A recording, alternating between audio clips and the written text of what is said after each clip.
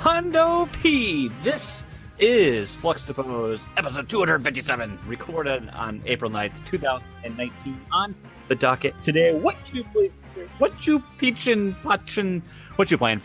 Blood, Sweat, and Pixels, and The Life in Parts. Finally, we'll close out the show with What's Around the Web, and that's weekly offer finish. Thank you for listening. Thank you everyone for watching, and all enjoy the show.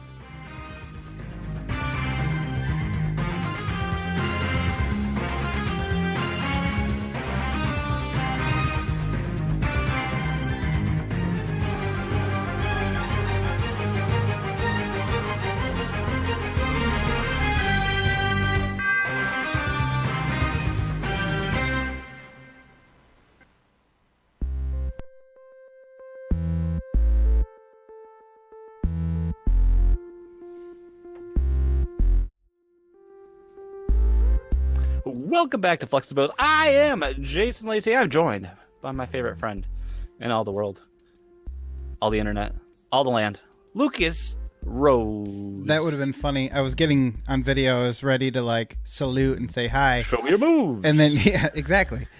I can't let you do that, Star Fox. But wouldn't it have been funny if you would have said somebody else completely? And I Kevin like, Austin. Or Nathan? Anybody else. We've been doing this show for a long time. You've had those headphones for a long time, but I just noticed that the top piece is fabric. It's like felt almost. Is it? Is that what that No, is? it's leather. Oh, it's like leather. Oh, it's got that stitching on the side. It's got stitching. Yeah, it's got thread on the outside. That's how you sync up your pro gamer chair with your headphones shit up. And my mouse pad, which also has that weird stitching, so it doesn't fray on the edges. Oh my god! Yeah, boy, that's how you become no a pop. My gosh, legit streamer who doesn't stream. Perfect. Well, welcome to another episode of Fluxtaposed. I'm glad to have you people here listening in the audio feed. You watching? Maybe you're watching on YouTube. Maybe you're watching live. Maybe you're in the chat right now, like dude 427, who's an awesome man, and we're happy that he is here. You can let's get the tasks out of the way. You can join us on Discord. We'd love to have you in the Discord family. You can participate in such enticing subjects this week, such as homosexual fan fiction, That's true. Yeah, we stumbled across an author that specializes in homoerotic dinosaur porn books. I mean, with Which is nothing wrong. There's nothing wrong with that. By the way. Nothing wrong with that, if that's what you're into. But with such titles as Space Raptor Butt Invasion or Buttception, a butt within a butt within a butt. I mean, when Josh found out what these were about, he pre-ordered every single one, even though they're already available. He pre-ordered them. That's the corner of the internet we occupy. Also, Skinny Matt Knight got a new emoji because he is 50. In appearance, not in actuality, but in appearance. In his work ID card, he looks like he's 50. Possibly, so that's the stuff you're missing out at. Possibly an attitude as well. I don't know why you wouldn't want to be on part of this. So please check out fluxtaposed.com/Discord and you can join in. Was it last week? We also did our watch along. Wasn't that last week we did it? Last Thursday? Yeah. Mac and we me. had our watch along of Mac and Me. The Mystery Science Theater 3000 variant that's on Netflix. It was a great time was had by all. So you want to be around for the next one? I know you do. It's true. To be announced at a future time. And Fluxtaposed Radio dropped for everyone. Imperial March that released last Friday on the RSS feed. So I hope you're digging that. I listen to them when we compile them. I listen to them when they hit the Patreon feed, and then I listen to them again on RSS because it's my driving music. I get like that 20-minute drive to work. So it's just that good. It works great. Hello, Ross. How you doing, man? It's a good time to enjoy. I like it. And our last big piece to get away, we do a giveaway every month. This month is April, so we'll do a giveaway last show of the month, and we're going to give you a choice. We're going to have some physical and not so physical items up for your selection. So our winner, we're going to go back to our traditional way that we've done a giveaway. We'll probably do a Google Doc linked in the show notes, and that way I feel that works best. It's more inclusive to the community that actually likes the show and is a part of the show. So we'll do that. Well, patrons, you'll get your extra entries based on your pledge levels, much like always. But we're gonna have physical items. So we'll have a Cuphead mug. It's a Cuphead coffee mug. There's pictures on Patreon or on our website. You can view these items. We have a Cuphead mug. We have 2 Mario prints. There's Super Mario World and Super Mario Kart. They're nice little framed. They almost look like the shadow box style a little bit. They look like glass and looks like they have some depth, but I don't think they do. No, I don't think they do either. They're still nice looking. And then we have a digital album from Material Collective called Menu, and it's a collection of all different remixed and rearranged menu themes from various games. I think there's like 48 or 52 tracks on there. First one's Katamari. So I mean, as soon as I saw that, I was like, oh, this is awesome. So it really looks like it's a good selection. So the winner will be able to choose one of those 3 rewards. We'll roll the next 2 over to the next month and add a new one. Not in any way similar to how PlaySomeVideoGames.com does their giveaways. This has not been influenced or stolen from or in any way, shape, or form influenced. No. Well, we only steal from good shows, so. Yeah, exactly. Oh. So it's from PSVG Prime we took this words. from. I mean, is that what you're saying? Yeah. I mean, okay, perfect. So look forward to that, and stay tuned for details on how you can win. We also have the poll is up for the next Fluxtaposed Radio, which will be Volume 4. That poll is up on Patreon right now, too. It's not paywalled. Anyone can vote in that poll. And to decide that, excuse me, that one is paywalled. Actually, that's for patrons only. Whoops, sorry. Way to go. Way to know my own organization. So the next poll is going to decide the next theme for this month. Sorry. Whoops. I got confused because Ross followed us, so I was looking at that. So whatever you screwed up is basically I'm saying I didn't hear. So I'll have to listen and find out what it was and then shame you. Well, shame. Ross is an awesome person who decided to follow us like anyone else rightfully did if they stumble across us on Twitch. So we appreciate the follow. Thank you for joining us on this journey through our zany corner of the internet. We hope we can help your day wind down and a little better than how you might have currently joined us. Let's start the show, Lucas. Like we like to introduce every episode of Fluxtaposed with a little IRL, get you a little dose of our lives, and then you might say, you know what, my life isn't so bad because these guys really don't have anything figured out. It's true. Shall I go? Please, sir. Okay, I took the sip of like he's clearly wants to have a drink. So his mouth must be very dry mouth. I had so much talking, so much things to discuss with the people. It's true. Next time you take a drink, you should get really close to the mic so we can all get to hear that awesome slurping sound, the mouth noises. So I didn't since we ended up recording on Wednesday. A lot of what I did last week ended up being on the show that I would normally talk about this week. Yeah. But over the weekend, we did mostly end up getting the room ready for the baby. Oh, gosh. Yeah. Now it's getting real. What are we down to? What are the weeks? It's like the third Like week six- of 6 or 5? Yeah, it's like the third week of May. So any time now, depending on how. Are it you goes. ready for 2 children? No. I mean, I can don't think you you have to really be. be ready for that? I mean, you No. just kind of. It's kind of like war. You just go. You go to it, not expecting anything. You just go because you're told. That's just what you do. You know what they say about war. 18 years later, it never changes. That's right. That's true. That's right. That's true.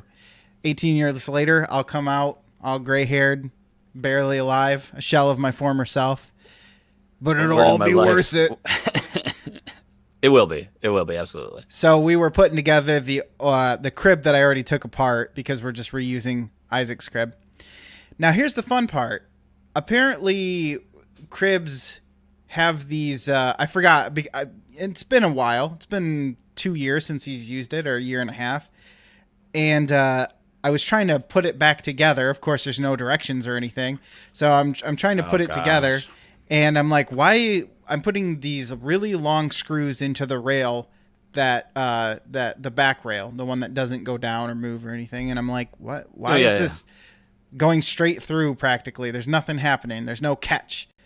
And I look at it and I'm like, oh, they're supposed to have those little screw-in metal. They're like bolts, basically, or nuts. They're like carriage nuts or something like that, where you put it in there and then you put the bolt in and it has something to screw into that isn't wood, so it doesn't fall apart on you. Those are missing. There's supposed to be 4 of them and they're all gone. So apparently I must have at some point in my thinky brain, I'm remembering that when I moved it and took it apart, they fell out when I was moving it to the garage. And so I'm wondering if after I took all the screws out and put those away, those came out at a different time and then I sat them down somewhere else and forgot. I mean, I wouldn't put it past myself. Yeah. So now our crib has all like they're like screws, but they're long. They're threaded on like half, and then they have an Allen wrench head. It's like a flat round head, and it has a hex Allen wrench. Yeah, like Allen key or Allen wrench. Yeah. Yeah. And the other day, like I was tightening something. All of a sudden, the other day, I bent over to pick something off the crib. We're getting ready for bed, and one just fell out of nowhere. I'm like, where did this thing come from? I know there's 2 missing. There's 2. Oh no! Missing. I have no idea where the other one is. Well, yeah. As I was putting this one together, I'm just thinking, yeah, this thing is definitely not going to fall apart. I'm sure. So it's not just you. Yeah. So I got to figure out. I'm sure they sell those separately. There's got to be. Where'd you get it from originally? Was it an Amazon crib? No, it's secondhand. Then Yeah. So yeah, you never. So this is the third time it's being used, possibly 4th. I don't remember how many kids they had. We got that. We got the crib. You had some friends. Yeah. We got the crib and the changing table that doubled as a dresser. So because we wanted a set, but we didn't want to throw down money for the whole set, so we just got secondhand, and it worked out. That makes sense. Well, so far, at least, as long as they sell these parts extra. If not, then sorry. I'm just gonna I'm gonna pull a Sims and just put the baby on the floor. I don't know where to put this. Goblin. Yeah, exactly. No. Nobody knows what that means. Oh, okay. So yeah, and then other than that, I actually have a follow-up appointment with the dentist, well, not the dentist, but the oral surgeon place, because how's that going? Because I know you've been having it's not great. A lot of pain. It's I don't know. It's weird. Not as much. Your pain face now. doesn't look as swollen. Your face is. It's gone down. Returned to normal shape. What's weird though? Well, I mean, regular swollen instead of your normal shape. Yeah, exactly. Pumpkin. So it's not swollen, but it's still weirdly like stiff. If that makes any sense. Still feels. I don't know. There's still something going on in there. So I just decided it's getting slightly better now that I'm on antibiotics. So that's what I thought. You're on antibiotic. Yeah. Yeah. And that started on Sunday, but I said, you know what? It's follow-ups are free there. So I'm just going to go in. Worst case scenario, they go, no, everything's fine. You're just a giant wuss that can't handle pain. So, cause it doesn't hurt that bad.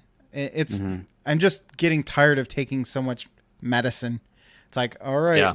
ibuprofen and now Tylenol, and then repeat that 4 times a day because it's Yeah. still there, it's still present. So yeah, I'm gonna go have it looked at and find out what's going on there because last time when I had my other wisdom tooth out, it all healed up just fine, and that was infected at the time when they pulled it because it had broken through, and that's the danger, is it can get infected once it breaks through. So I don't know what's going on, but we'll get it. Hopefully you'll get some answers.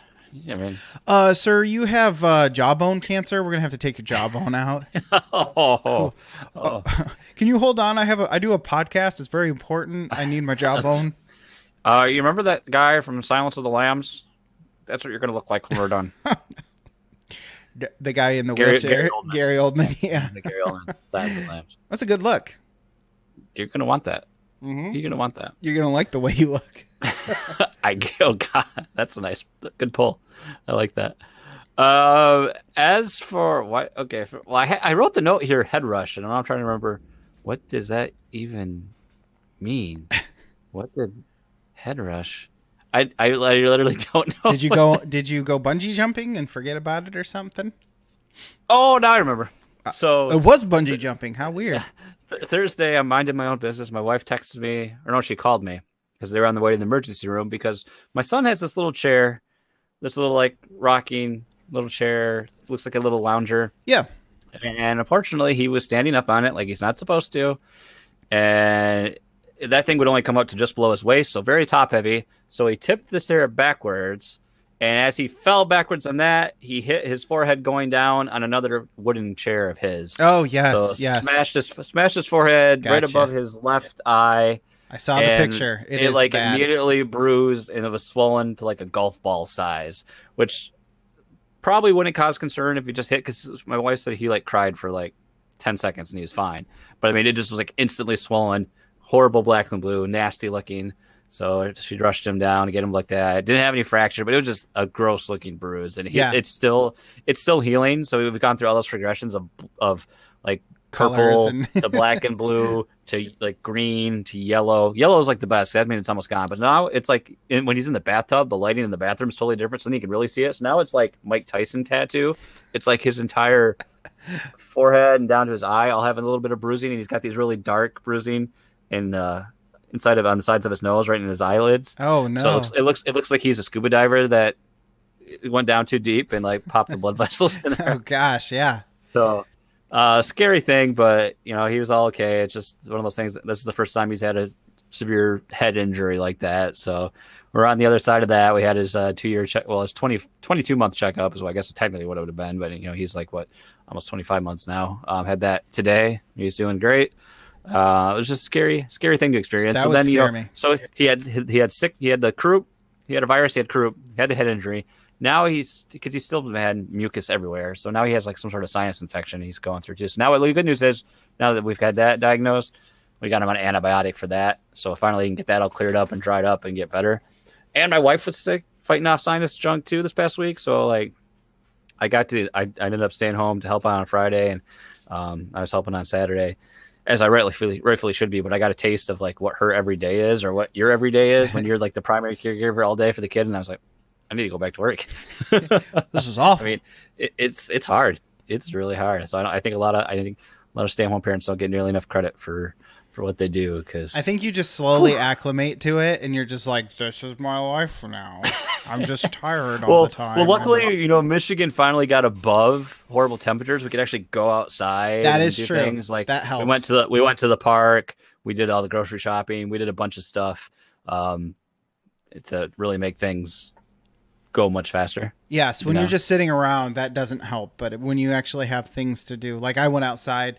We only went outside for maybe 45 minutes, but while I was out there, I was like, well, I might as well rake up these leaves. I did the best thing I ever could, and I got one of those stinking yard waste removal bins, because we never done it before. But through for your trash company. Yeah, through the trash company. How do they bill you for that?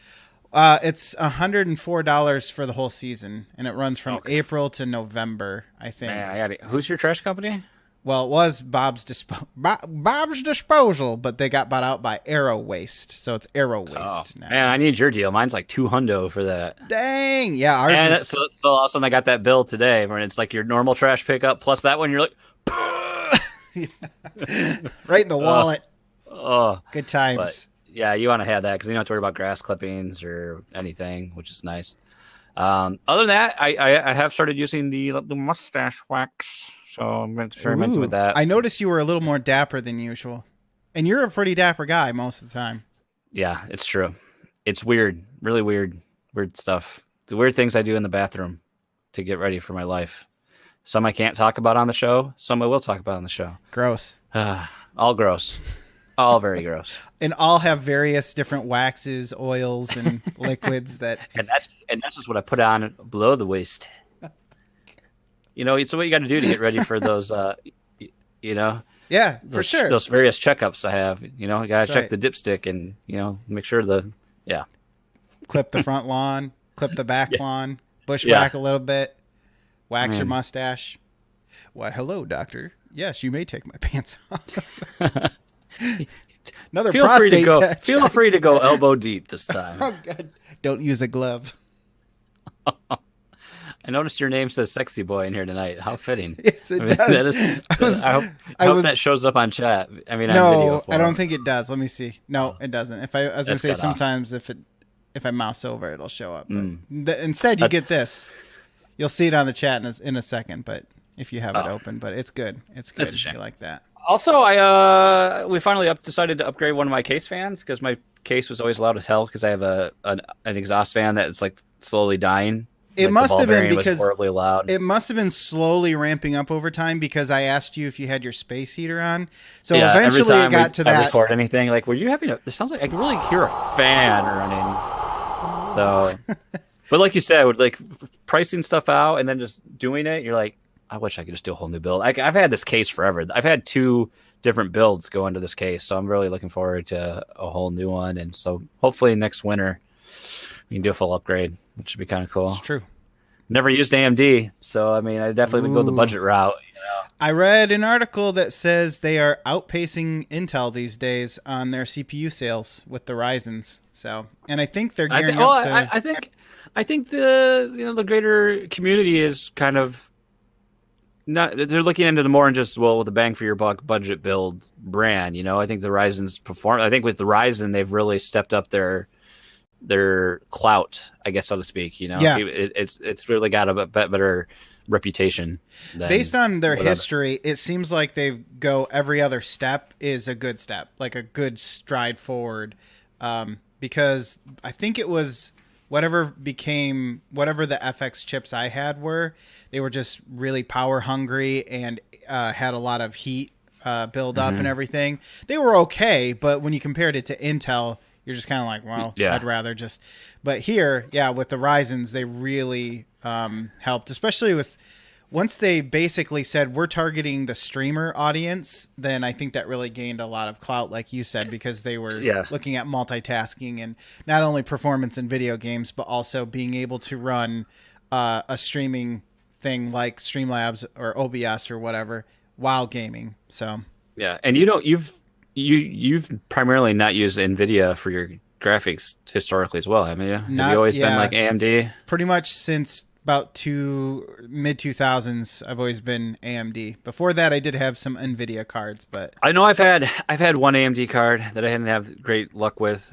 But I remember back in the day when we were a lot younger and like budget was everything. You're like, well, I guess I'm going to buy this Sapphire card. or Lead Tech. I don't even think they're around anymore. But no, that's still the case now, though. I think AMD has gotten better, but there are still brands that I'm just like. I mean, I think I fully will go a Ryzen for the CPU. You definitely will have to get at least 16 gigs RAM because having 8 on this build has definitely hampered it. I mean, I'll be going from a quad core i5, to probably at least. I don't know. What do you have? Do you have 8 cores in yours? I had 8 cores, but then I with the price of what they were at the time, I couldn't, because I was kind of forced upgrade, remember, because I damaged my motherboard, and then I had to upgrade everything, and I didn't really have the money, so I took a half step down. But the big thing is, it's actually still faster than my old processor because the architecture update, your motherboard and the buses and all the stuff on there, not to get too technical or anything, but the architecture ends up making it run faster. So yeah, I mean, like my motherboard is so old at this point with the RAM, the CPU. I mean, yeah, I'll see it definitely a lot of gains there. And I mean, even if I, like we talked about, I could probably, I've had an NVIDIA, what am I at? A GeForce 970, which I could probably even use that for another year, really, without. You think? That's a garbage card. Without significant issues. I mean, but whatever. Depends on what you're playing, too. Yeah, I mean, so looking forward to jumping that around. And then lastly, because this got me kind of thinking about it today, because I've been more aware of it with my own habits, and I've just finally like kind of told my wife that she would get that, should look into this. And kind of what I want to talk about with you a little bit is how you, with your online presence, how secure are you with your passwords and your data? Not at all. I know you're more secure than I am, because when you tell me when we share like stuff for Fluxtaposed, you tell me what the password is, and I'm just like, what the like? How do you even remember that? Well. So I was notorious for using the same password on multiple sites. So I'm sure a lot of people do. And then I had, then that kind of branched out to a couple different passwords, because you always get like your favorite, and that's what you'll kind of lean to, and you like do some variations of that. Yeah. Well, ours was mine for a long time was our dead cat. Like I had it when we had the cat, and then I still had it like 2 years after the cat died. So that's how long it took me to. My first was like that. My old Archmage guild. That was my first password for the longest time. Yeah. I used that, and then variations of that, and then like variations of my initials with string of numbers, and so. But I've had a password manager. I've used LastPass for a long time, just so I didn't have to remember passwords, but never really took advantage of its features. So that's the first thing I think I would recommend anyone, just use a password manager. If you don't, LastPass is free, so that's kind of nice, because the basic features they have are decent. But just one piece of advice: is that one that auto generates passwords for you and then saves them, and then you just you can use it. Yeah, you have the master password for it that's encrypted, and then you have you can have it randomly generate passwords that'll save for you. You can use your own. And I think I didn't use it too much on mobile because it wasn't fleshed out. But now the mobile app, you can copy and paste your passwords from there. I think in some apps, it will actually autofill your passwords in them. Yeah. Which I haven't experienced. I think Google's been messing around with this a little bit, because every once Google in a while it's like, hey, do you want us to auto-generate a password for you? And all of a sudden now, like I've been talking about my buddy Jared, our buddy Jared too, and I would like to I'm kind of like leery of Google. Not like I feel like, oh, it's Big Brother, but now I'm kind of like, I don't know if I want one like company that has so much of information and so much, especially when they're farming your data out to other people too. Like I don't know how in bed I want to be with Google anymore. So I'm kind of like, I'm even contemplating, I'll get to that as we go here. I'm even contemplating making a move from Gmail. And I've been on Gmail for a long time. But yeah, so the benefit here is you only have to remember one password you can get. So like I want to go through now and actually update a bunch of my sites to just randomly, generate a gibberish to have the full security. Especially now because that was the big issue, is like if I can't remember the password, and I'm going to be on my phone trying to get in, I'm going to have to reset anyway. Now that I have the mobile app working, then I guess that problem isn't a problem. Antonio, I also had Inbox. I loved Inbox, but I feel like they never supported Gmail Inbox for crap. Like the search within Inbox was always terrible. I would literally type, I would have the email just pulled up and archive it, and I would type the subject line of that email, and Inbox would not find it. It was annoying, but I love that. Sounds like a basic feature that should work. Well, Gmail is just as bad. Gmail, the search is just as horrible too. It won't find emails, and I know I'm typing keywords from that email's like subject line, and it will not pull up emails. So then I have to go into all mail and then scroll of it, and then I find it. I love what I was just going to say, along with those lines, I've never had where it doesn't find it, but it brings up completely unrelated things, especially when you get promotional material from like Old Navy. Never let them get your email, or you'll never not get stuff from Old Navy. I used to my email was always a mess, and I bought into an app that was called what's it called? Mailbox, I think I'm pretty sure the app was called Mailbox, and it had like an invite list to get into it. And that's whole Mailbox's first whole concept was inbox zero. That's what it wanted you to be at. And so, you would constantly, and you saw some of these ideas inside of Gmail inbox, and then what they've been implemented into Gmail as well, with like, if you're not going to use the email right now, snooze it so it goes away, or have it reappear, and do all these things. So basically, you're working your inbox is like a to-do list, and you always want your inbox to be empty. And that's kind of what inbox was as well. And that's how I still do my email today too. My inboxes are constantly empty. I don't that sounds like a lot of work. My work inbox, I have 5 messages in my work email. I have a lot of subfolders, a lot of organization, and I prefer to, once you get to that point, you'll never want to go back. It's so freeing. You're freed from your inbox. I can't imagine, like, I see someone who has like 300 items in their inbox. I'm like, oh my God, you're a crazy person. I don't get anything of any consequence though, so it doesn't really matter to me. Well, that's the thing too. And then it's like, why am I still getting these subscriptions if I just swipe them away? I don't even want them. It's like, oh, I'm going to miss out on that one announcement. I'm going to miss that one announcement. I'm going to miss out. And it's like, who cares? You don't want it. I think Google does a fairly decent job with at least showing me on my phone the emails that I care about, because I'll still get the stuff from Humble Bundle because it knows that I've opened them, even though they go into the promotions folder. So you know what I hate about Gmail? That you can't block a sender. Like, I hate that by blocking someone, it just makes them go into your junk section. Yeah, I don't even. I would want those. I don't even want those emails to hit. Like, all of a sudden, my Jason.W. Lacey one is all of a sudden getting, like, for the longest time I've had that account for years, and now all of a sudden it's like, well, here you go. Here's all the porn and marijuana and all the junk, phishing Penis scams, everything just hitting that spam folder out of nowhere. Do you want to get 5 inches bigger? So clearly I was signed into the wrong account one late night on a web search night and got, cookied and destroyed. So, so back onto the password management though. That's what, I want to use it for that. Get those accounts cleared up. I mean, especially now, I think you've had some numerous large, like, you use Credit Karma, so you have that monitoring. Yeah. You're aware that you've been hit on some data breaches. And I was going to say that's part of it. It doesn't matter what you do because the company itself is going to end up tossing exactly. That's the things you got to be concerned of anyway. So, like, the one suggestion, I think it was a CBS Sunday Morning piece, they talked about password security. I feel like they talked about it last week tonight with John Oliver at one point too. But like, the reason, like, you'll see in the password and the naming conventions I use, that like using like a random phrase and some numbers is something that's probably going to be cracked at some point. Like, that's an easily password to, like, for them to like hack into. Yeah. And like the most secure, like the best way to create a unique secure password that's something you're going to remember is like 4 random words put together that you'll remember.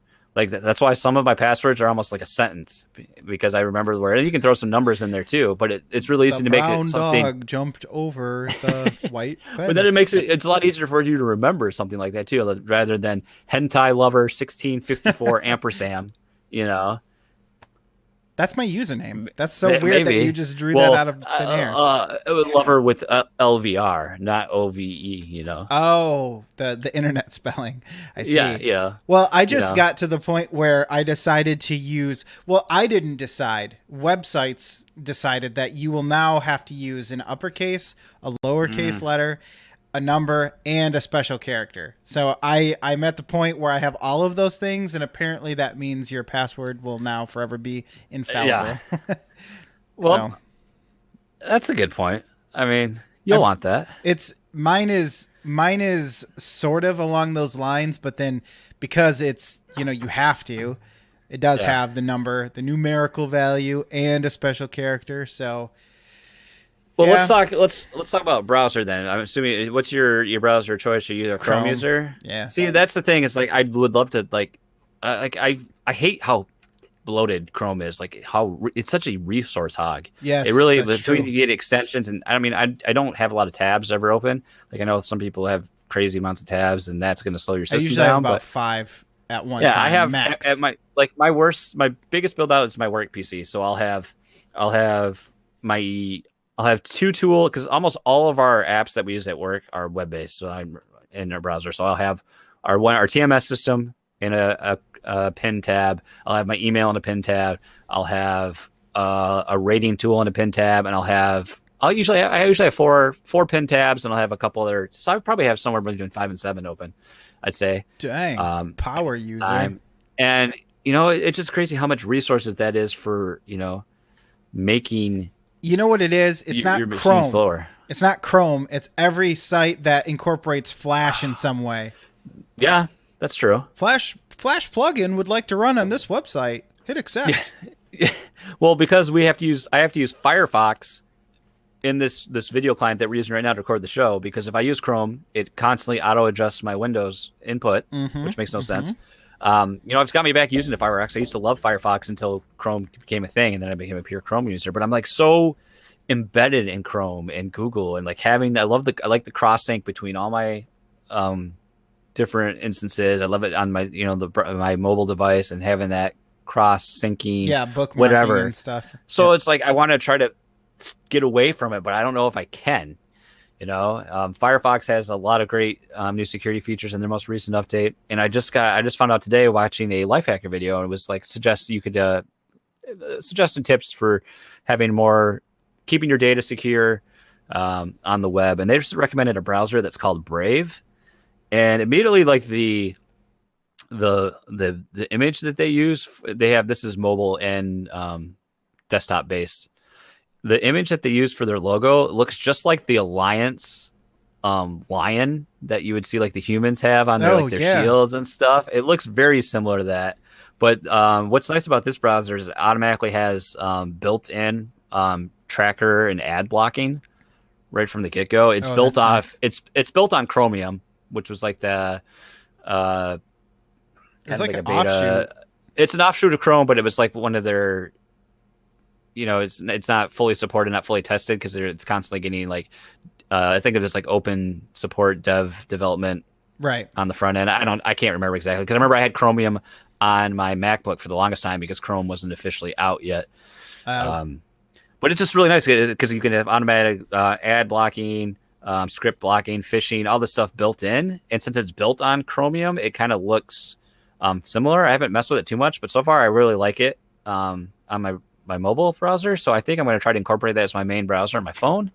And then I saw they have a desktop version, and maybe I'll try using that a little bit too. But this is just a way to kind of further break myself out of that ecosystem. And then I was talking with Jared again, and I was talking about that browser, and then he was talking about how he's contemplating trying to get more secure and getting away from Gmail. And he sent me a link from email. I'm like, well, what are you going to try to switch to if you go over your Gmail? And he sent me a link to this Hotmail. It's a app that he said was pretty popular. It's called Proton Mail. Proton Man?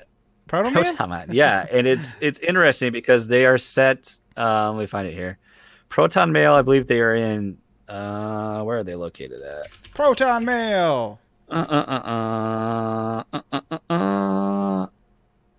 Scandinavia somewhere. I remember that. So I think it was Switzerland. Actually, other server. More like Scamdinavia. And all their servers are in Switzerland, so it's all protected by like their whatever whatever sort of encryption laws or something they have. So it's like ultra encrypted email.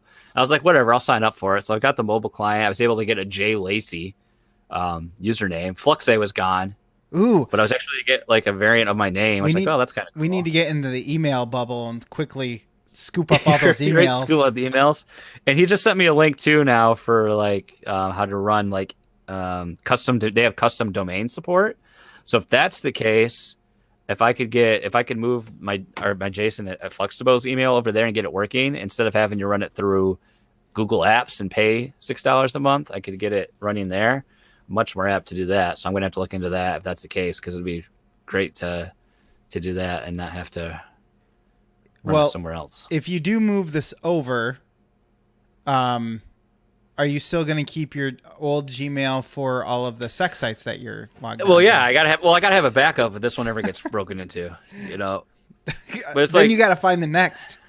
yeah, so it's ultra secure, double encrypted email. Like, I don't know, something like that with email, I'm not too worried about. But I mean, I see a lot of it at work, because I'm the quote unquote IT guy at work. But Well, all the time we get at my office, it's insane. We get phishing scams constantly now, and some of them it's like it's blatantly obvious, but people will be like, "Is this legit?" And they'll send it to me, and it'll be like someone trying to impersonate my boss, and the wording of the email is like, "I'm going to call you soon. I need your help with this."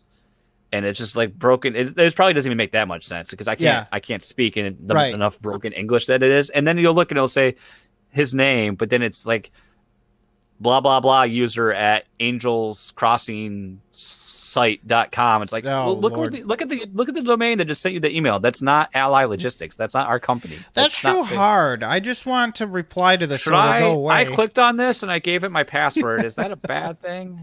So. I mean, it's crazy. So I guess that's part of it. I do have. You reminded me of a story, actually, a short story written by me right now, and it goes like this. So Danette ordered something. Gosh, I can't even remember, but she ordered it from a person. We'll just say Girl Scout cookies. I don't know what it was, but we'll just say this. She ordered Girl Scout cookies from this lady. And did she actually order cookies, or are you just using the cookies? Just using the cookies to make everyone hungry. And I was excited. Aldi has some pretty awesome knockoff Girl Scout cookies, actually. Ooh, I had to have those. They're pretty. I think I've had these before. They're pretty tasty. Anyways, I've had the tag along copycats. Those are good. Tag alongs are the best. Don't at me. Tag alongs are better than Thin Mints. What are the Hawaiian Samoans? Those are pretty good too. That's right. I don't know. That's what they named them. Grasshoppers are now the Thin Mints. That's crazy, right? Or is it the other way around? They used to be. I think grasshoppers are something different. Grasshoppers are something different. Ooh, controversial. Anyways, so she orders these cookies, and the lady didn't get the payment information from her or whatever. So she's like, "Hey, can you email me your payment information?" Which immediately, if I had known this was going down, I would have said no. But she emails it to this lady, and then immediately, all of a sudden, our payment or our debit card is being used on some website that we never heard of for $700 or whatever. Oh. Yeah, and so first of all, I couldn't understand what this website was because I went to it to see what the heck it could possibly even be, and then turns out she had her. The lady who asked for the information, it was her email that was hacked. So I can only imagine how many people she asked for because she sold whatever this was. She sold a lot of it. So I would imagine that was like a treasure trove. Although I don't really understand what the point of any of this is because it seems like nobody ever gets away with this. So they scam people for money and then you call the bank or whatever and then they put a stop on all of the payments and it just doesn't seem like it ever goes through. Yeah, I mean, it was the website you never heard of, Pornhub. I mean, in front of his wife. Yeah, he's never heard of that. No, Brazzers, obviously. Like every day, I'm going on and blocking domains, and then I have the entirety of Brazil blocked. I have North and South Korea blocked now. Like I've had to go in and block domains of entire countries because problem is, I can go inside in the email headers and because a lot of times people are impersonating someone from my company when they send the email, but you can go inside the email headers and I can find what actually sent it, or I can at least find the IP, but trying to block an IP is kind of stupid because if they're probably a legit scammer out there, they're probably using a proxy anyway. Yeah. And who knows where they're actually at. But I mean, that's going to be a terrifying thing too. If like someone gets your information. And I remember I guess the one thing that got me kind of thinking about this more is cause I had one of the significant breaches, one of my information's on there and I ended up getting 2 years free, of credit monitoring, 2 years free of, identity theft monitoring. I think I got LifeLock free for 2 years. It's all part of the, you should got Life Alert. In case you fall down the stairs again. But I mean, it's just look what happened to Josh. Josh, friend of the show, Josh Bourboni, he's a victim of identity theft. That's a strong friend. Yeah, well, I'm trying to but see if I can find if it lists how many breaches you've been a part of, because I know I've gotten those what is that one notifications site? before. Haveibeenpwned.com, I think. Isn't it? Have I pwned? I think. Have I been pwned? It is have I been pwned.com. Have I been pwned? And you type your email address in there, and I'll tell you how many. So let's see. I'll type my primary email in there right now. Time for keyboard. I've been pwned on 13 breach sites, and I found one paste subscribe to search. So let's see. Wait, this is just with a email address? Yeah. Okay. So 2,844 separate data breaches. That's an unverified one. But Cheap Ass Gamer had a breach. Daily Motion, which I don't think I had an account. Dropbox, Kickstarter, Last.fm, MyFitnessPal, Trillion had a breach of all things. Remember Trillion? No. All-in-one instant messenger. Yeah. Oh God. Okay, so with my my non-porn one that I use, because let's be honest, if I try to explain it any other way, everyone's just gonna assume it anyway. So with my non-porn one, no breaches, but with the one that I use for whatever that I don't care about, that I'm just trying out or whatever, I have 10. Ooh. And found 2 pastes. Subscribe to search sensitive breaches. I don't know what that is. Including Adobe, Town of Salem. Oh yeah. Do you use LinkedIn, MyFitnessPal? Do you use two-factor authentication on any of your logins? Only if they make me. Unreal Engine. I've been. Yeah, that's one thing. I use that on almost any site that'll let me now too. With Google Authenticator, I use two-factor. Wow. Looks like Have I Been Pwned too is also like, it looks like they must have a partnership with 1Password, which is a really nice password manager. Visually, the apps and the website look really nice, but unfortunately, it costs, like, you have to pay for it. They don't have a free tier. Why can't everything just be free? I mean, it's $36 a year, so not. I'd rather just not be secure. But but I mean, that's my goal. Like, I went through and I ran a password, like a scan on like the sites that have had a breach and what password I'm still using. A lot of it are old passwords I don't use anymore anyway. But still, I want to go through and I'm probably going to update everything that I use on a regular basis at least. So like my social media, my Amazon, eBay, PayPal. Actually, PayPal already has a really secure password, but I don't know. It's just something to think about. You know, I'm trying to be more mindful of it. I know that it sucks that you have to be that way, but this is the digital age we live in, and I don't know. I guess we'll look forward to continued updates if I move away from Gmail completely or all these things. I'm gonna hire a hacker to hack all of your datas and breach all your breaches. Well, guess breach what? your britches? They will destroy me. You will be pwned. I will be pwned. Oh, enough about internet talk. I'm tired of living on the internet. Let's do some Overclock remix, eh? I was gonna say, don't do what you're playing because I'm not ready. Yeah, let's do it. Yeah. Well, all right. Let's take a break. We're gonna play an Overclock remix. You guys have been here. You know the drill. We like to play a feature remix from the front page of OC Remix, www.ocremix.org. We randomly select one with this handy dandy randomizer that Lucas implores every week. I'm trying to pull it up. There we go. Furious typing. We have some rules tonight. It will not be from Skies of Arcadia, and it cannot be from Chrono Cross. Those are our rules. I'm going to spin the wheel. Hopefully for Dude 427, we can get a Hotel Transylvania 3 remix. Oh, God. That would be amazing. I doubt it, though. Oh, God. Why is it always one of the farthest ones down? Excuse me. Oh. I wasn't expecting that. It's Monkey Island 2. LeChuck's Revenge. That kind of goes hand in hand to what happened on the old Fluxtaposed radio. It's everything's coming together. It's coming together. It's building unison. It's like cross-pollinating. Are we still talking about browsers? Yeah, we're still talking about browsers. As Lucas announced, our remix tonight comes from Monkey Island 2, LeChuck's Revenge. It's called Three-Headed Monkey Combat. It's by Yifish. This arranges the music of one song, Wood Tick, which LeChuck's Revenge was released by LucasArts 1991 on MS-DOS. Music by Clint Bajakian, Michael Land, and Peter McConnell. I haven't played LeChuck's Revenge yet. I always wanted to get the remastered version. And I think I own it. No, I don't own it. I had the demo on Xbox Live Arcade. Oh, I was going to say, do you own the first one then? Because I could have swore you told me. I played the first one. Gotcha. I think I take that back. I might have played the original version, actually, via emulation. But obviously, if I can play a remaster, it's going to be better. So probably can get them all on good old games for like $1. I have a feeling we're going to end up talking about this, not you and I, but I'll end up talking about this a little bit when on PSVG Prime when we talk about Thimbleweed Park. But I had watched a video on YouTube that talked about Moon Logic, I think is what it was called, or Moon Puzzles.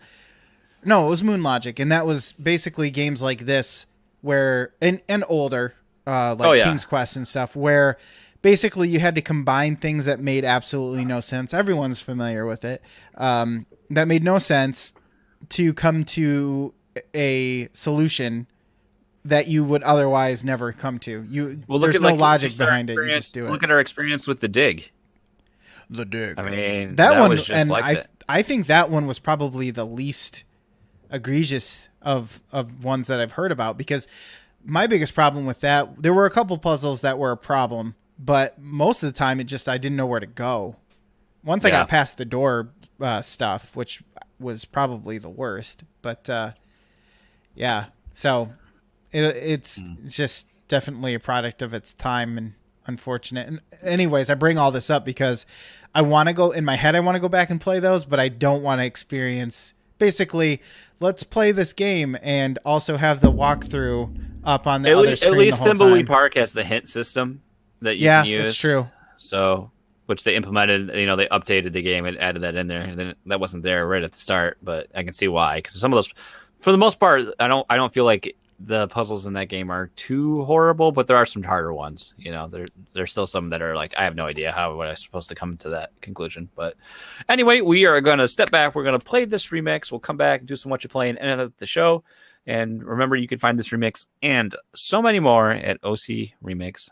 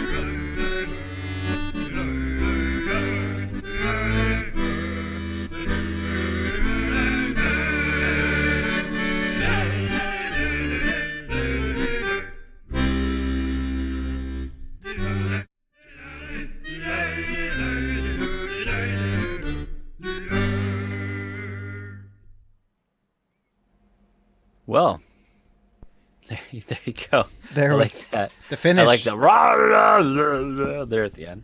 But how can you not? it's nice though to have something besides just the typical Monkey Island theme song remix. But I do like that. Dun, dun, dun, dun, dun, dun. Dun, dun, dun, dun, dun, dun, dun, dun, which we have played, I think, a couple times. I know we played the one Grog one. I can't remember the name of it, but it was like a metal. Of course, it was metal. Of course, it was a metal mix on Fluxtaposed. Yeah.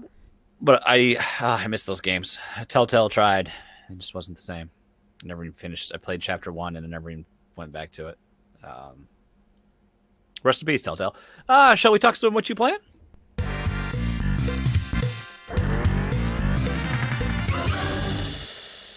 The Love beats. that cowbell. And I love that classic like 90s. Dum, dum. Just bow, bow, there at the end. It's actually from the arcade game. So shut up. Why don't you shove it? Well, we didn't have arcades around here. I couldn't go to arcades. That's true. We had a movie theater that had like 3 arcade games. It had Tekken 2 forever. Oh, God. Tekken. Lethal Enforcers. Remember that one? That was the gun game, right? Yeah, with like digitized humanoids. Pretty sure it was broken half the time. I feel like I feel like it had Area 51 for like 10 years. Oh, that yeah, it did. Yeah, Area 51. Let's face it, though. I always like Virtua Cop, but Time Crisis is the best gun game. Whoa, getting controversial. Come on, now. you got the pedal to duck behind cover and reload. That was so cool. No, the game that I played at Pete's Pinball Wizard or whatever it was called in Lansing, where you physically had to duck. You actually had to That heave. sounds fun for about 10 seconds until you become winded and nauseated. I ducked one time and I was I just stayed under cover and put the gun over my head and shot like in the third Gears person. of War. Yeah, exactly. Well, I don't know. Whatever. Probably dead. Would you like to go first? Or would you sure, like me to go sure. First? Mine's pretty light on content. I feel You guys like know what that means by now. If you've been 5 years later. I don't got a lot to talk about, guys. This will go pretty quick, I think. I didn't say it would go quick. I just said it was light on content. Division 2. I'm playing more of it. I am level 20 now. I specifically logged on today because I got so close last night. I played for like 2 hours and I was just like, ooh, I want to be done, but I'm so close. But I couldn't. I had to stop. So today I logged in and I said, I want to be able to say that I'm level 20. So I logged in, got to level 20, and then I stopped right there. I like how your character has like the wrestler face paint on. Ultimate too. Warrior. Yeah. Or, yeah, well, I got, it's like Ultimate Warrior, but all black. But not, yeah, I was going to say no color. Yeah. Yeah, I don't know. I just wanted for some reason the females in this game. Now, I'm not saying that women characters in games have to be attractive, but they should probably look like human beings because these ones just are creepy and not in the almost realistic kind of way, the uncanny valley type of way. It's more like the Assassin's Creed bad texture way. Yeah, or like with the yeah. It took me a second. I wasn't sure where you're getting at, but he's like, I think I know where he's going, but he says stupid things a lot, so I don't. You make references to things that I don't know, and I do the same to you. So it all works out in the end. Yeah, I chose to be a female because I knew that I was going to play with Callow and possibly Josh, and just give it some different. If we're all just play dudes, it just ends up looking like Gears of War. So I wanted some variation in the group, and so I went with this woman, and she just, I don't know, she looks weird. Her eyes look weird too for some reason. It's always disappointing when you create a character and it looks great in the character creation screen, and then you go in the game and you're just like, oh my god, what is this thing? Haven't played enough of the Division. Because we've had 2 play sessions now. Once now with all 4 of us going back to Borderlands 2. And I didn't specifically want to talk about it because I didn't want to spend a lot of time on it, but I want to be honest, unpopular opinion, Borderlands 2 isn't as fun as I remember it. Well, I think it's okay, but I feel like the first part is particularly the first bad. Part's a slog, and I feel like, especially with 4 players, the enemies are just like bullet sponges. and the guns are so crappy that you get. Yes, that is Like true. I feel like aiming down the sight is worthless because the spray is so bad you can't even like line up a shot with the reticle at all. And then like for some guns like the SMG, the longer you shoot, the more accurate it is, but your clips are so small that I just feel Yeah. like you're just constantly reloading. I don't know. I'm a little frustrated Well, with that game, but and I think it was it's got to.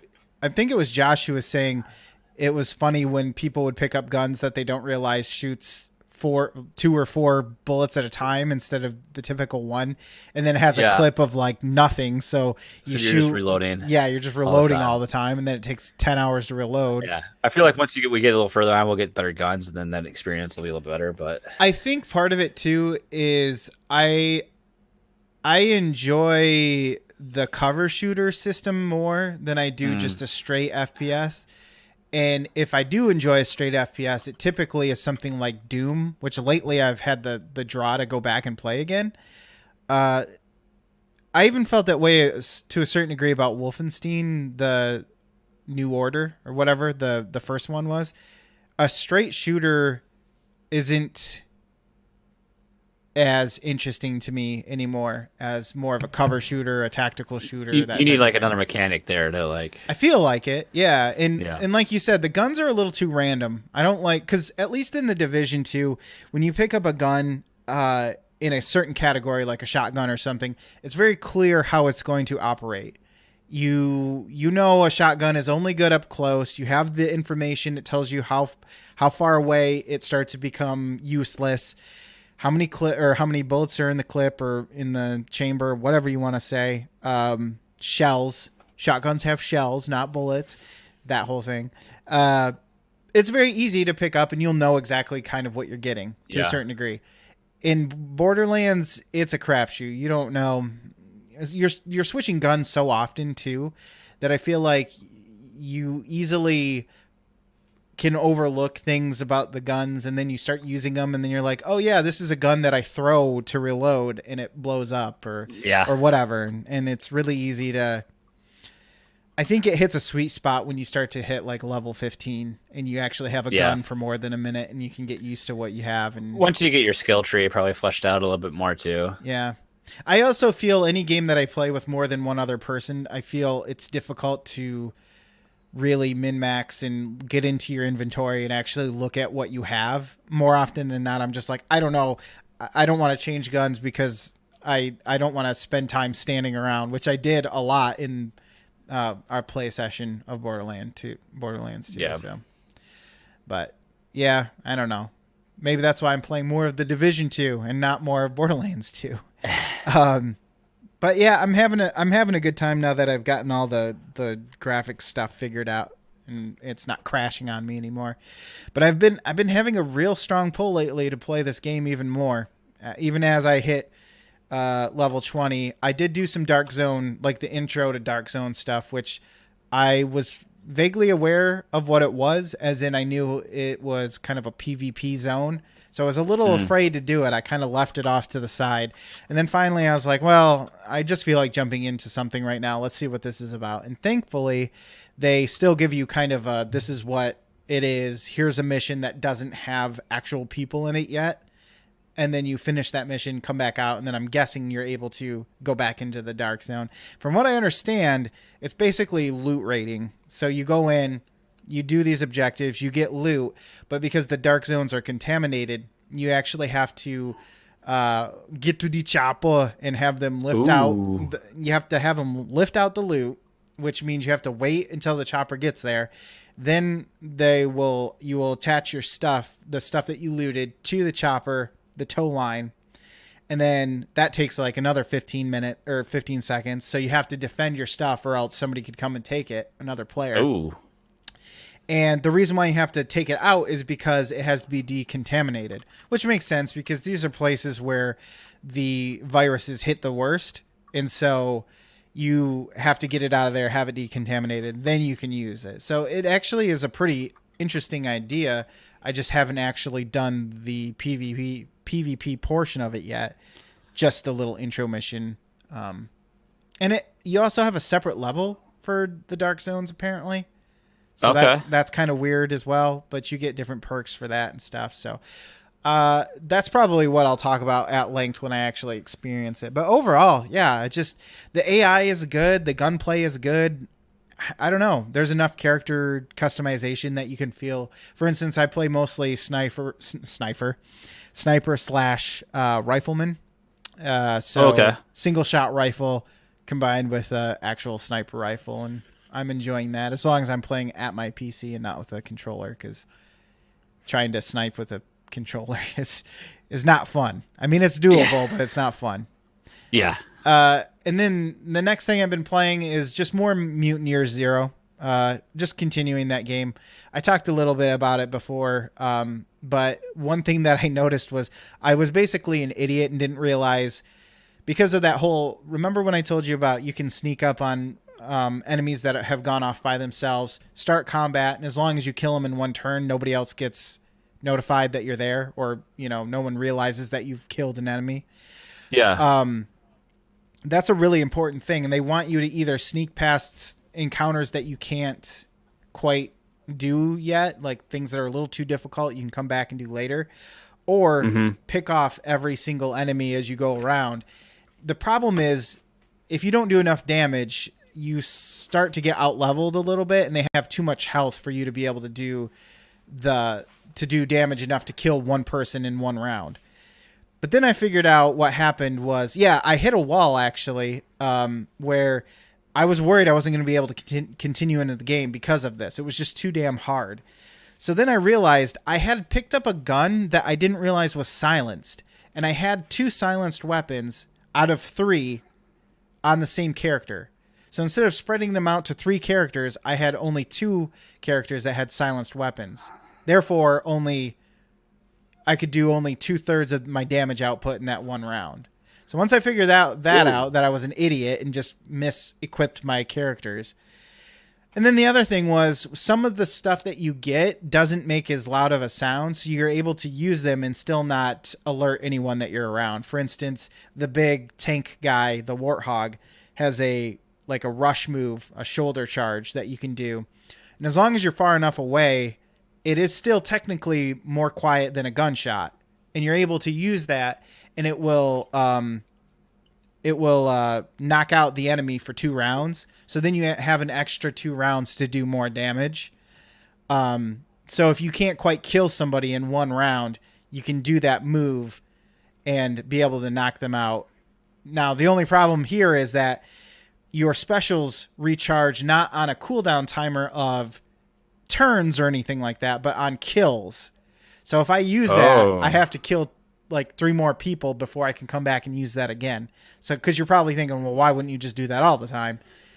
So that's why it's difficult. You have to know when to use it in the right place. I kind of like that being based on kills though, than versus turns. I do too. I think it ends up being better in the sense that it doesn't make it easier. It actually makes you think.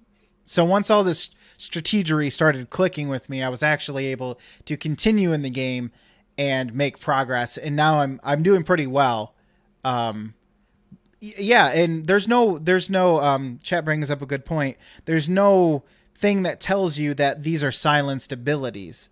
You just have to go, oh, well, it makes sense because I'm not throwing a grenade, I'm not shooting a gun, so it would be silenced. But you never know that, because usually in games they punish you for doing that. Now, I will say I am doing a lot of save scumming, a ton. I save after everything I've done that went well, so that I can go back and in case something goes wrong. So I have tried out some things that didn't work, then had to go back, reload the game just before I did that, and then try something different.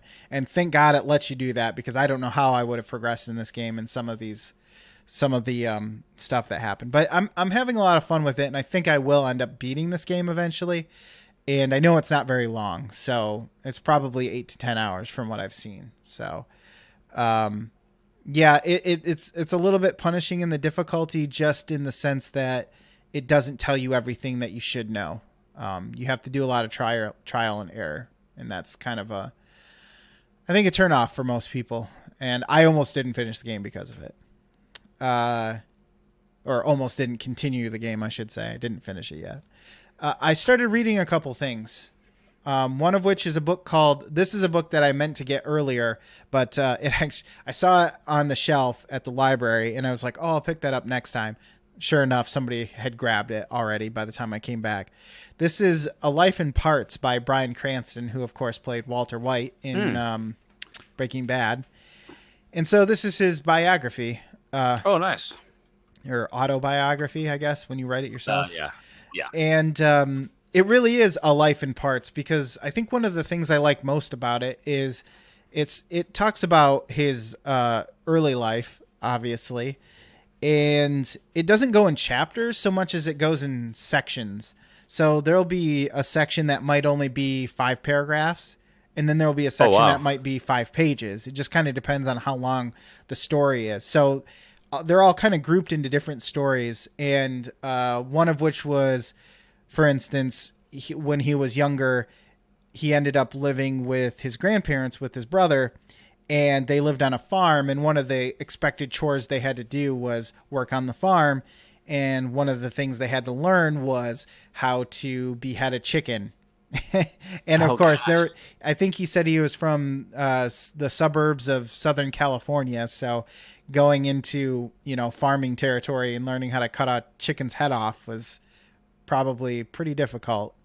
So yeah, it's been pretty interesting so far. I actually am really enjoying it. I'm not super far, but that's just because I'm also reading some other things. But yeah, I'm looking forward to it. And I'm just now getting into his young adult life, and dude's lived an interesting life.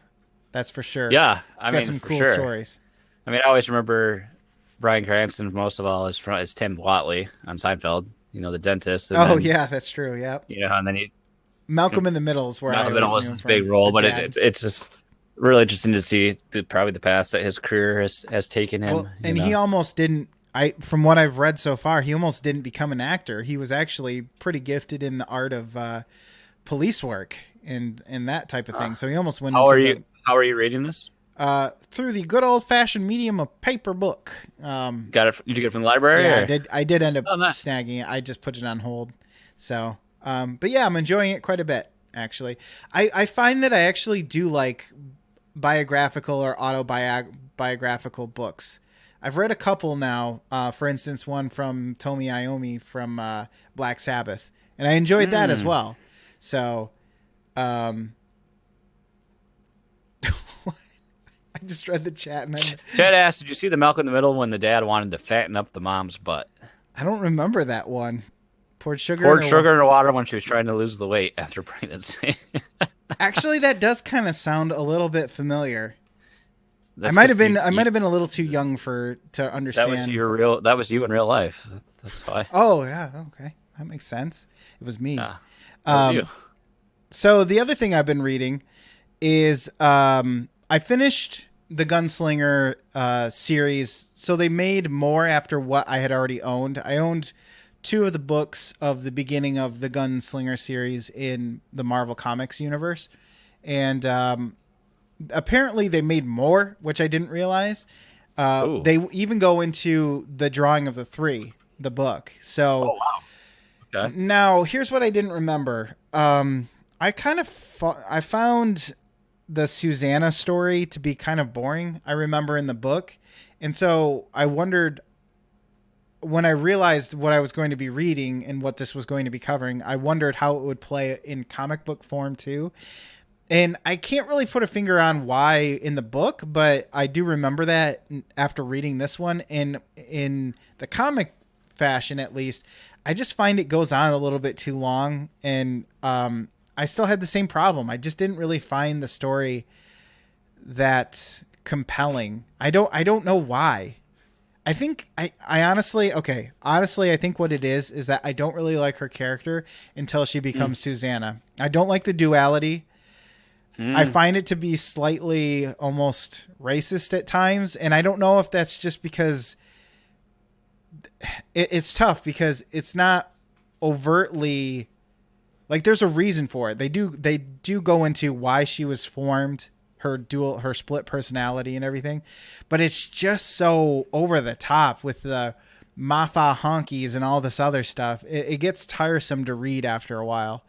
And I would imagine if they made a movie out of it, it would get tired. Do you remember what I'm talking about? Because you've read these books, but she's always going on the Oh. Detta part, not the Odetta, because they're two different people. Uh, Because it she's two different people, and Detta is extremely she herself, that part of her is extremely racist, extremely vengeful, and yeah, it's like two different dangerous. sides and opposite spectrums of her personality. Yeah, and it's Essentially, I mean, I haven't read.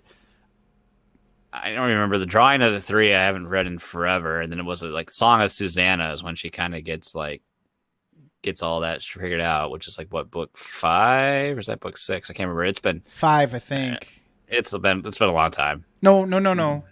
Maybe it was 6 because one of them goes back in time. But anyway, I don't know. I don't know what it is. I just found it to be kind of meh, and I almost didn't get through it, but I did, and thankfully so, because once they meet up, it does get. Maybe that's what it is, actually. I think more than even on Eddie, they spend more time on her story that's outside of the actual gunslinger stuff that's happening. They spend more time like in the city and why she is the way that she is, and it pulls away from this fantasy gunslinger story that I was reading, and now all of a sudden I'm reading about somebody in, New York in the 60s or wherever, I don't remember. So I think maybe that's what it is. It just pulls away from the fantasy side and kind of gets a little bit more realistic and kind of sad, really, because of the things that happen to her are really sad, like how she loses her legs or the brick that falls on her head. So most of her, yeah. So either way, I got through that and I was like, okay, time to turn my attention back to Animal Man.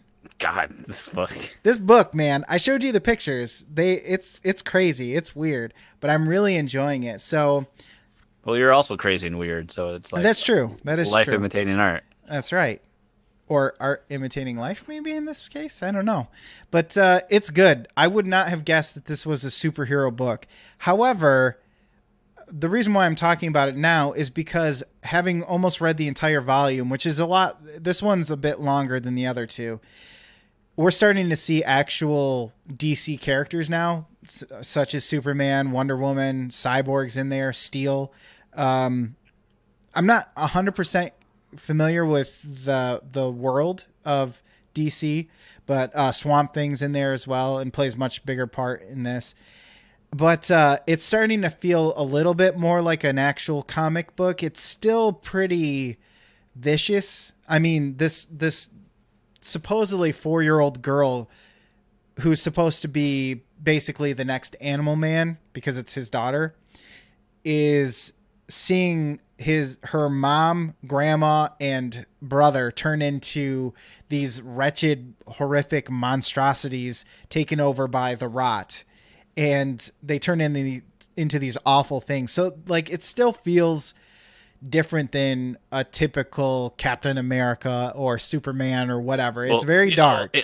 Yeah. But that said, it's also much more interesting. I could feel this almost turning into a rated R Deadpool-esque movie because it's more compelling to see more than just Superman or more than just Spider-Man. The people around the hero are here too, and it makes it much more humanizing, I think, and much more compelling. So really enjoying it. And I think I have the next 3 volumes, 3, 4, and 5 to read. So I'm sure I'll talk about it a little bit more. Ooh. But I wish our comic, we have a comic chat in the Discord, and I wish it was a little more active, but I've been slacking on that. But it is also not very active in PSVG's Discord either. So, and that also combines books and comics and stuff. So it's just such a long form to talk about. You got David that'll show up each week to show you what he picked up. And then I say something to him, and everyone just disappears. But that happens everywhere. Yeah, I haven't. I need to get some holds going again, I guess, but I just haven't felt the pull lately. I like fall in and out of that. I will. Yeah, I'm very much into it right now, and I will fall out of it eventually, I'm sure. But I do have to go out of my way to make sure that I sit down and actually read it because it'll languish on the shelf.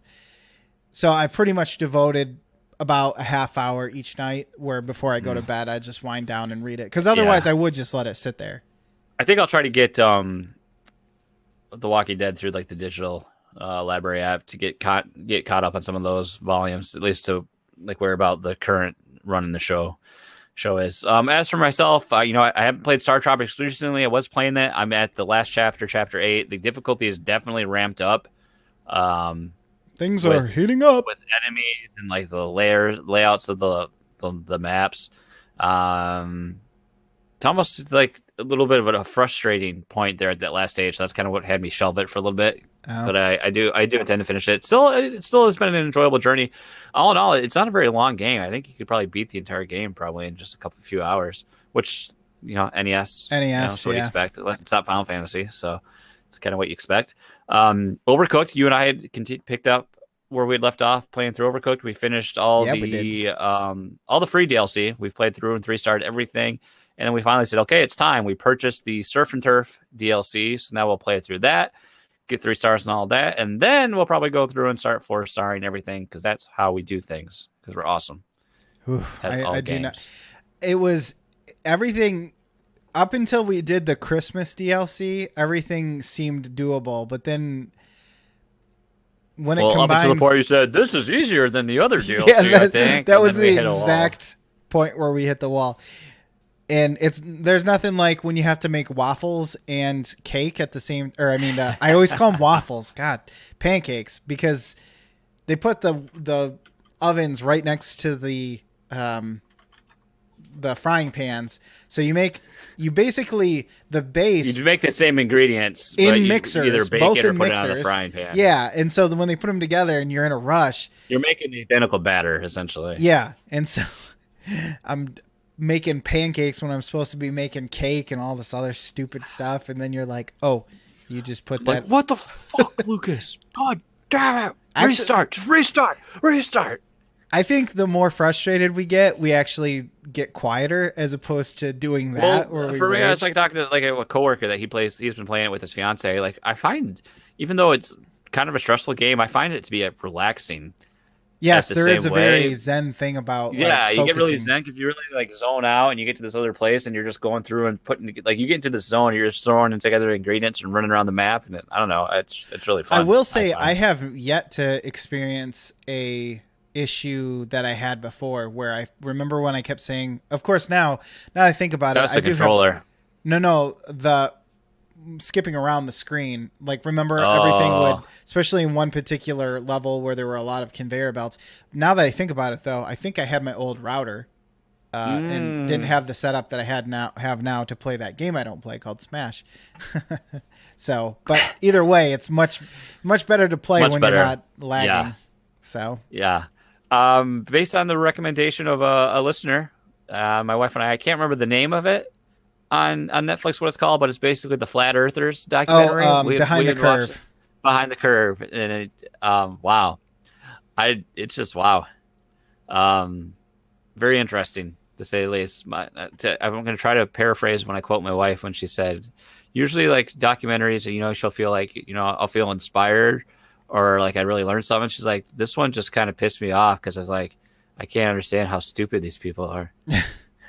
Nice. I started this one, but sorry if you're a flat earther, but I'm not sorry, I guess. I don't know. What I found really interesting was when they start delving into how people can convince themselves of things when there's so much evidence against the contrary. Well, it's just like how, like, I think that's stuff that really upsets her, and it upsets me too, is like one person that talks about, how viciously they believe in this theory, but then they also talk about other things that they believe in, and 9/11 didn't happen. And those are like the same people that will tell you that 9/11 didn't happen and that Sandy Hook didn't happen. Oh yeah. And or like I have to have been blown up to believe that the Boston bombing didn't happen. Yeah, and for being a parent, and then can you imagine being a parent of one of those victims, and you have to out there and you listen to people out there that are trying to tell you that you never had a kid and this was all, this was never existed and all this stuff. Wow, And also like the main, because you've watched some of this, right? Yeah, I got about halfway through, I think. I feel like we talked about this. I know We talked about it a little bit. We mentioned, you and I talked about, we had watched it. I don't remember when we talked about it. Maybe when we were playing Overcooked. But that the main guy they focus on too, like he talks about the how guy he's who like, wears I a don't, shirt with his yeah, name on it. his name on it. He talks about how he's like not down to earth, doesn't have an ego. It's totally not the case. You can tell he was like getting off on all the publicity and the recognition he gets, and like, Hey, and he lives in his mom with his mom. He's like yeah, that 40 was something. I and was he trying to still lives figure with his out if mother. he just married an older woman or Oh what was no, he going still on. lives with his And then mom. Very obviously his mom. I personally liked his podcasting etiquette of holding His snowball onto his Yeah. chest. It's like it's on a stand already, but instead of speaking into it, he just holds it like cupping a breast, and just holds it against his chest like it needs I to think be even more if braced he there. had a nice sifter of bourbon. You know, he's Oh, constantly that's holding. true. That's true. It's kind of Probably the a little same. more, Or little cupping more some friendly balls. than I'm cupping her breast while I podcast. Oh boy, now you know why Hot Siri cu- is no longer a hot, patron. hot cupping. Remember that episode? Oh yeah, I do. So that's been an experience, and then finally, this has been on my plate forever. I finally read Blood, Sweat, and Pixels. I started to read it on Sunday. I finished it today. I know probably quite know some of you. Please have already watched this anyway. I mean, have read this. And wow, Lucas, I encourage you to read. I think you would really enjoy it. It's not a super long read. I don't know how many pages it is. It's by Jason Schreier from Kotaku. Talks about he's the a development. controversial man. Yeah, he's controversial, especially around these Discord chats these days. But it talks a lot about. Well, it doesn't talk about it. It covers the design and kind of the development process of a variety of games: Shovel Knight, Dragon Age, Inquisition. I like those. Witcher 3 is in there. Ooh. Star Wars 1313. Oh, Bunch of different games of varying levels of success. Destiny. where'd you get this? I got it. It was on sale like during Black Friday, I think, and I got it for like under $5. But it's in print on Kindle. Yeah, it's in Kindle. print. Oh, okay. It's on. Yeah, I'm sure it's on print. You could probably get it. Maybe you can get it digital, or you could probably. I want to get it from my local library. Yeah, it might be there, but I like, especially like the Star Wars 1313 stuff was like, oh my gosh, like I forgot. Like I went back and I watched the trailer again. That it was the debut trailer at E3, which I didn't remember anything of. I was like, my god, this game was like gonna be the shit. Gonna be awesome. Yeah, and then just it's just funny what happened to LucasArts, and now we've got like Lucasfilm Games starting up potentially, and then like. What if they... I just read an article that said that Disney basically was not going to do LucasArts or anything. Hold on 1 second. Uh-oh. My wife just told me they're like, our street's lined with police cars. I need to investigate this. Ooh, gosh. Okay, I'll just carry the show, I guess. I could have swore I read an article that said that Disney was not going to really pursue gaming in any fashion. Maybe they were just pointing out that they were going to just continue to, sell out their properties to other people to do that. But I mean, it sounds to me like they're going to get into the game industry if they own LucasArts. So one would assume, and let's face it, Disney can throw money into whatever they feel like. Obviously, if it's not making money, they'll cut it, but they have the ability to explore options. It's not like they don't run the world, but I don't know. I saw that they're going to talk about the new Star Wars game, Jedi Fallen Order or whatever. First of all, how many freaking Jedi are going to survive the Order 83 or 86 or whatever? How many can they really have survive? Come on. Enough with the Jedi. I wanted to be a bounty hunter, damn it. Let me be a bounty hunter for once, or at least not a Jedi. Can I be a moisture farmer, please? Or perhaps a Wookiee? Can I be a Wookiee? If I can make a Wookiee in this game, I might be in. I'll be a Jedi Wookiee. I will make that sacrifice. But no, we're going to play another Jedi, as usual. Big surprise. It's almost like they assume that they built Star Wars around the idea of Jedi and Sith. What's the deal with that? I don't understand. Jason's not back yet, so some shit better really be going down, or else he's gonna come down with a cookie or something. Oh, nothing happened.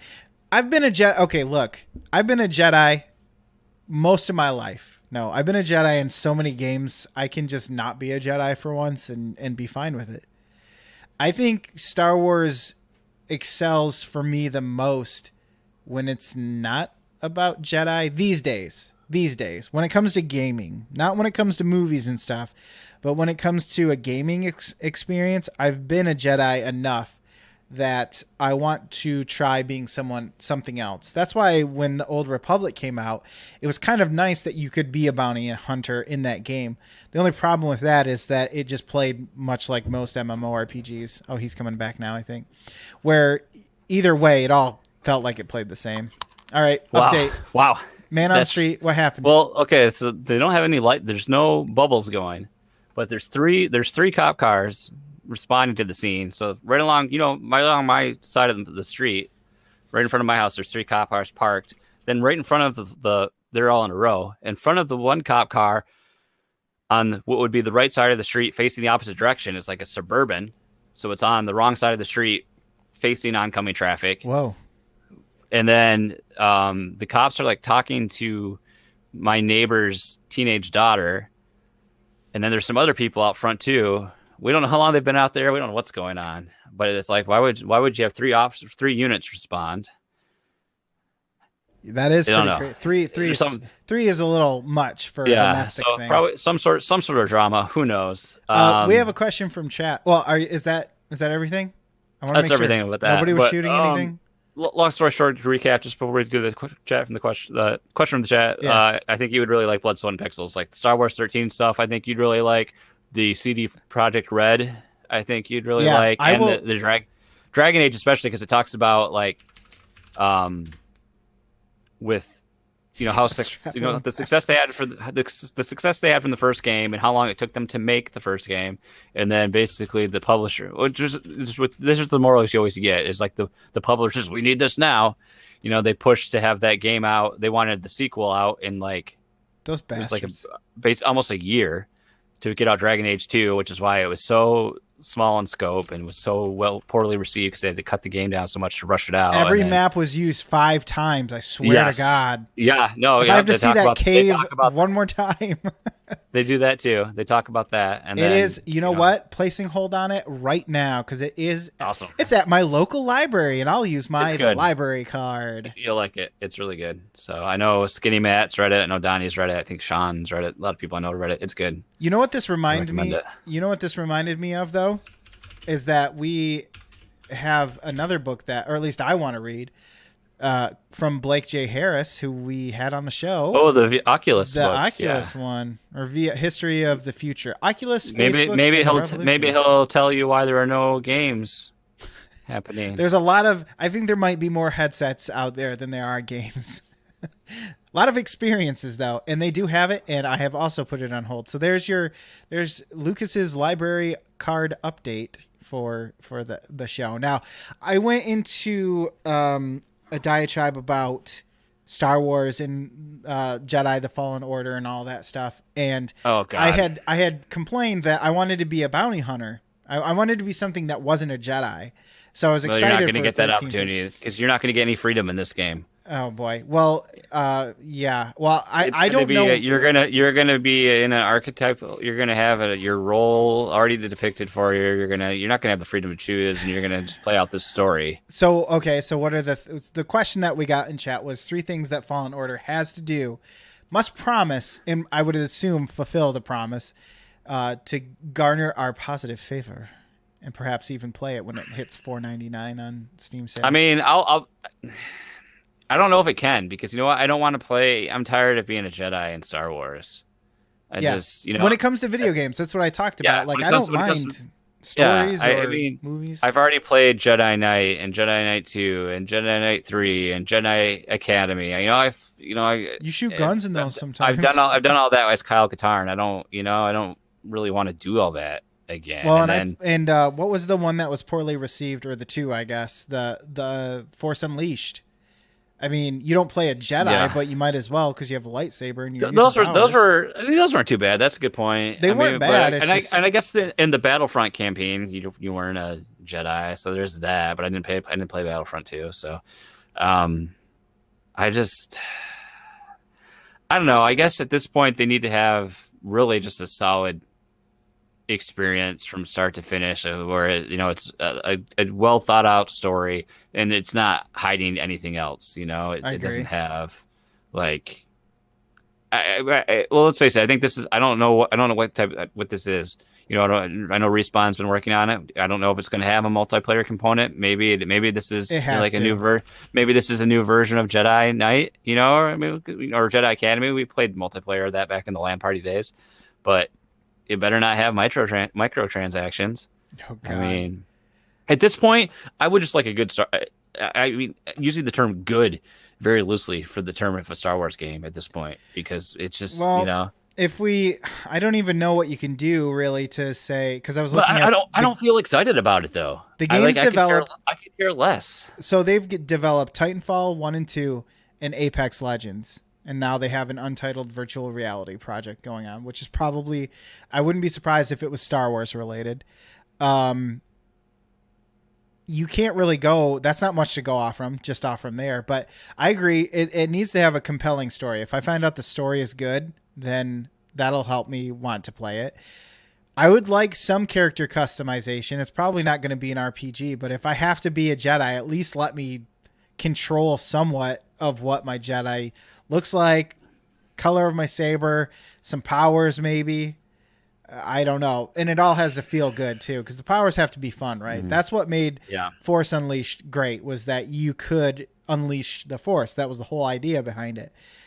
I would like that approach taken again. It's just the story kind of sucked in that one, and the gameplay suffered a little bit. It's too repetitive. Yeah, like too much of that game was like, hey, look what we can do with the physics. Yeah, that's true. It's like, look, if you knock the stormtrooper flying, he like grabs onto things to try to save himself. Yeah, the problem with that stuff is nobody notices while you're destroying everything. I have my expectations so low. I have zero expectation in this game, but also I have no desire to like get that game unless it completely blew me away, like to get it day one. So it's like I'm completely comfortable waiting 6 months and then getting it on a Steam sale for like $1. I'm so conditioned like to see with like EA just turn out crap. So yeah, that's true. I just don't even I'm just ready for their whole tenure with Star Wars to be done, and I'm just now more interested to see what Lucasfilm Games is going to do, if anything. At this point I'm like I'd like to see LucasArts be reforged and then let's make Star Wars 1313. That's what. Yeah, I mean it's tough to when you have the promise of something so different in the world like 1313 that then it comes back around, and you've seen how Star Wars is treated lately. It's kind of hard for me to really believe that it's going to be anything worth a damn. I hope it is. I know this is just us being usual poo-poo on everything internet people, but I hope it's good. I don't want it to be shitty, but I don't even know if you can make a good Star Wars game. Like I don't know. Would you want to work on that franchise? I wouldn't, because only as a creative director. Only thing you turn out, someone's going to hate. I don't know if it's possible to make a good Star Wars game anymore, because so many people are going to be so overly critical about anything you do with that license. Well, and I think it's done well the further away they get away from the movies and that whole timeline. And this is directly after 3, so that's already kind of got me worried. But when we went to the Old Republic, it still felt like Star Wars, but it was different enough that I didn't feel like I was just playing a movie tie-in game. Well, you know what's great about that being in that time period is you've got butt-kicking Darth Vader going around, so then you can get killed by Darth Vader at some point to kill your character off from the canon. Yes, I mean that's true. There's plenty of ways for you. He's gonna go Rogue One on your ass. As long as we don't have to go around and meet every single character that's still alive from the movie franchise and then played by somebody who kind of sounds like them or whatever. Yeah, I mean, we'll find out Saturday, I guess. I'm sure we'll get a reveal trailer and some details from Star Wars Celebration. Third thing then, I guess, is no tie-ins to anything that already exists. I don't care. I want new designs for people that already exist. Not Darth Vader, obviously, because he's too iconic and he looks, whatever. But I don't need Luke Skywalker to look like Mark Hamill. Sorry. Woo. I almost I said doubt Mark you even Rubin. get Luke Skywalker. You won't even get Luke Skywalker. Right, in right. this, though. But just as an example, I don't need them. I don't need Poe Hmm. Dameron to show up for whatever reason, or anything like that. And if they do, then have them look different. Don't just base it off from everything that already exists. Give me something new and fresh to look at. Is all I'm saying. I mean, I guess it could be possible that we're not playing a Jedi, but that would be for me. I don't want to play a Jedi character at all. I just want to play. Well, I think it was. I think I read somewhere that it did say you play as a young Jedi. Who, So you play as a Padawan or something. yeah. Don't you? So maybe never maybe mind. you don't become a Jedi. Maybe you just have. Now, half the... what would be cool is if you got to play as Kanan, if that was the character you played Whoa. as. That tie-in I would be okay with because that would be awesome. Except what was his name? That I can't remember what his Padawan name is. He wasn't Kanan then. I can't remember what his actual Catan. what his name was. Catan. He was. Shall we do around the web? Sure. We went on a tangent, but I liked it. We're not tangent. We got one story tonight. Star Came Wars is always courtesy of our boy Callow. Shared it with us on Discord. We did. Fluxtaposed.com/Discord. Get you in there. Florida man. This is from News 4 Jacksonville. What does FCSO stand for? I don't know what that stands for. FCSO. Yeah. FCSO. Florida County Strikes. Oh, I don't know. I mean, let's That's see a if I good Google question. Yeah.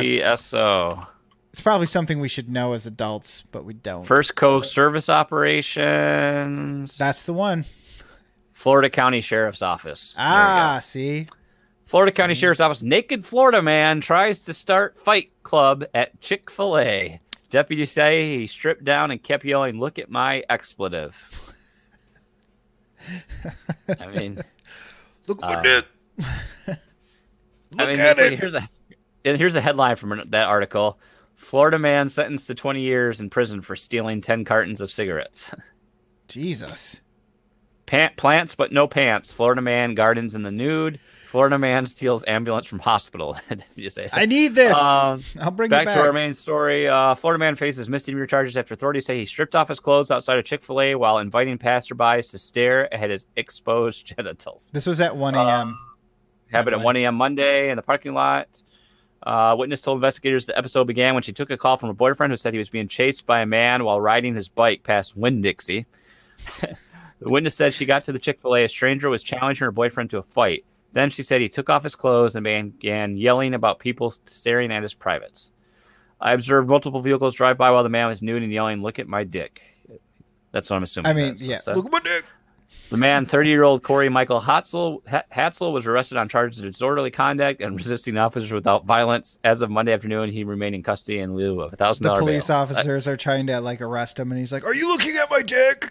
Stop looking at my dick. I'm not naked." Like in Waiting. Oh God. Like Calvin. Stop looking at my dick. gotta So stretch there it you have tight it. like paper. Proof that only Florida man can do these things. I am disappointed that his headshot isn't more of like a, yeah, I know what I did, but I'm kind of quirky, kind of fun guy. It's more like, I know how to party. yeah, but instead he just looks very checked out. I don't know how to feel about it. I wanted him to be a little bit, more quirky. Florida about man. Florida Yeah. man. So there you go. I have no words for Florida man. Florida man, we love you. But Is it still safe for me to vacation there? You got to keep your pants on. Keep your pants on, sir. Yeah, that's also true. Well, we need to have a Florida man challenge on this Yeah, show. I don't know. On that note, it's been pretty nice. Let's get out of here. All these cars are pretty nice. Pretty nice. Thank you to all our patrons, but special thanks to our Arbiters of Awesomeness, Josh Brown, Kevin Austin, Kyle Heyman, Tyler Rowan, Tom Servo, Donnie Reese, Matt Knight, and our Executors of Excellence, Dude 427, Josh Barbone, Dan Anthony, Edward Callum, and Devin Tyus, courtesy of Dan Anthony. We're going to have another giveaway this month for some Apex Legends content on PC. So look forward to that. If you guys want to join the Flux Legion on Patreon, please check out patreon.com/Fluxtaposed for all the details. Only $1 gets you an extra entry, one of those sweet physical swag giveaways this month. So why don't you think about that? Think long and hard. Don't let Patreon catch you doing that, or they'll ban you. That's right. Throw down the band. All right. That's going to do it for us this week. Thank you guys for listening. Thank you guys for watching. We'll see you next time. Bye-bye. Bye-bye. Pretty nice. Stop looking at my dick.